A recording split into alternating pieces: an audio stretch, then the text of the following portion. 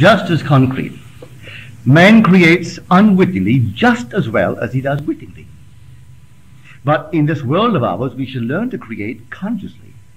But I can't deny that the so-called unconscious creation is just as effective.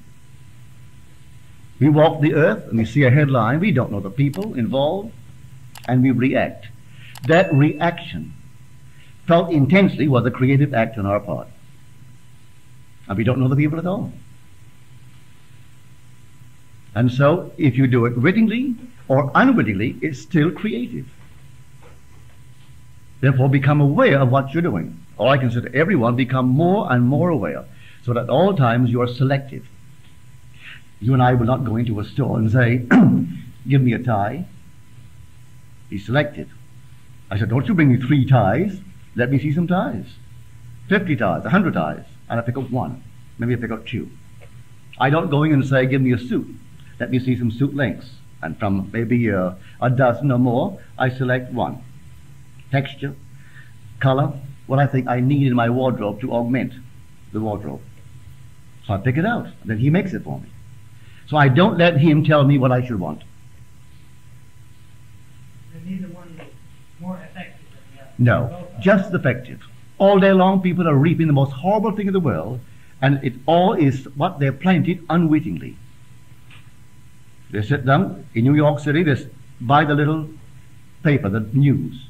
From beginning to end, it's the biggest paper in our country. It has a daily circulation of over 2.5 million. I think the Sunday circulation is about 5 million. It's a little tabloid, and not one word in it is anything but negative.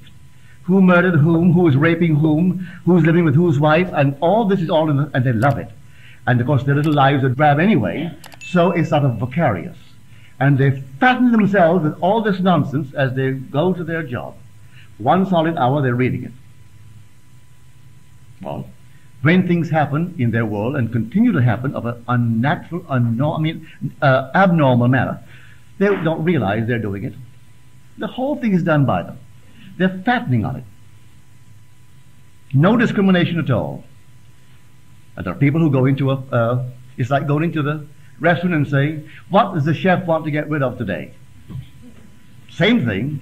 And he said, oh, we have too much of the stew. We had it for 4 days. Can't sell it. And that's what we want to unload. Call it by a different name today and unload it.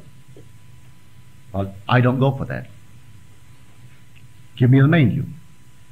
A friend of mine taught me this lesson once. We went into a restaurant and the waiter was very, very careless. And he spilled a little of the soup. And my friend called him over. He said, tell me, is this charity?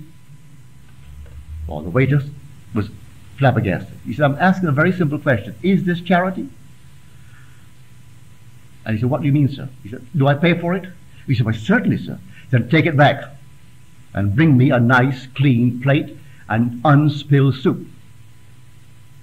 The man took it back and brought him a nice, clean plate and unspilled soup. If it's charity, leave it here. I can't complain. But if I'm paying for it, you take it back. Well, that is a lesson we should all learn. Too many careless things go on and no one jacks them up.